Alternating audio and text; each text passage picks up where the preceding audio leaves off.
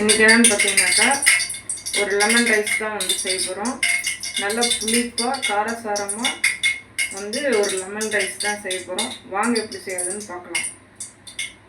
அதுக்கு என்னென்ன தேவைன்னு பார்த்தீங்கன்னா, கொஞ்சம் கடலைப்பருப்பு, உளுத்தம்பருப்பு, பச்சை மிளகாய், கருவேப்பிலை, கொஞ்சம் கடலைக்கொட்டை, அப்புறம் லெமன் வந்து 2 லெமன் புளிஞ்சு வச்சுருக்கேன். வாங்க எப்படி செய்யறதுன்னு பார்த்துருவோம். பாருங்கள், இந்த பதத்துக்கு வந்த உடனே சாப்பாடு சேர்த்துக்கலாம். சாப்பாட்டை போட்டு கலரிக்கலாம்.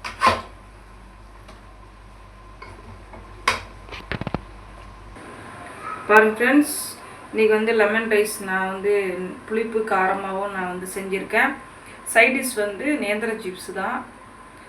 நீங்களும் இதே மாதிரி வீட்டில் செஞ்சு சாப்பிட்டு பாருங்கள். பிடிச்சதா லைக் பண்ணுங்கள், சப்ஸ்கிரைப் பண்ணுங்கள். வாங்க சாப்பிட்லாம்.